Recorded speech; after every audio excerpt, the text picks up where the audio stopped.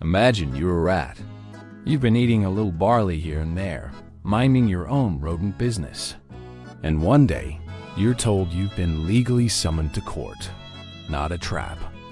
A literal courtroom with a judge, a jury, and your own lawyer. This actually happened.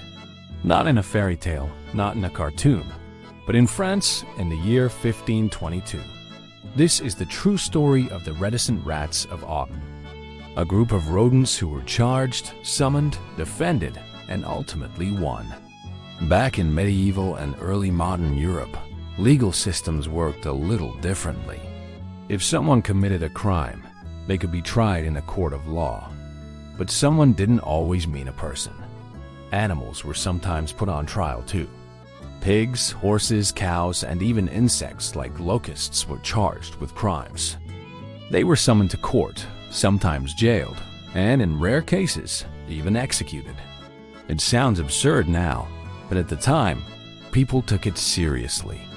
The belief was that animals, like people, were part of a moral universe. If they caused damage or broke what was seen as God's law, they could be held accountable. So when a group of rats started destroying barley crops in the French town of Autun, the townspeople didn't just complain. They sued the rats. It wasn't just a casual accusation. This was a full criminal trial, opened by the local church court. The rats were formally charged with the destruction of the barley crop. And since they were technically the defendants, they were entitled to legal representation. That's where a young lawyer named Bartholomew Chassenny came in. This was one of his first major cases, and he took it very seriously. He agreed to defend the rats in court. The court issued a summons ordering the rats to appear. Of course, no rats showed up. So the judge reissued the summons. That's when Chassenny argued that the summons was unfair. He explained that the rats didn't all live in one place. They were spread out across different villages. A single court notice wouldn't reach them all. So, to make the case fair, they needed more time and broader communication. Shockingly, the court agreed. A second summons went out. Still no rats. Then Chassenny made his most creative argument. Even if the rats had received the summons and wanted to appear, they couldn't. The roads were too dangerous. Villagers had cats, and those cats posed a serious threat to his client's safety.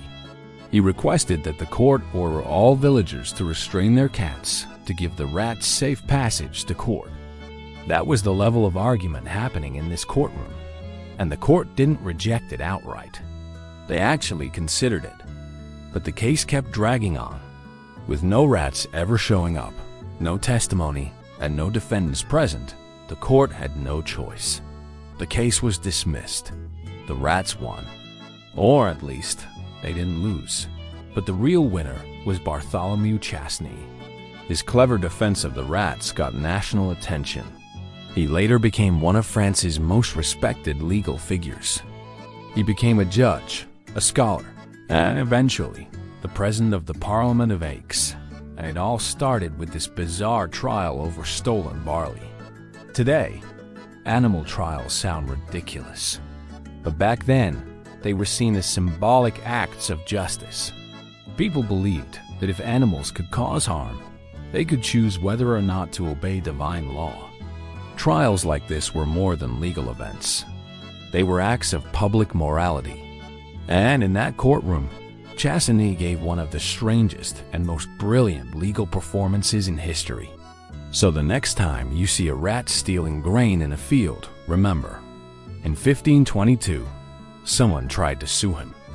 And he won. All because of a lawyer who stood up and said, "My clients would love to attend court, but the cats are watching."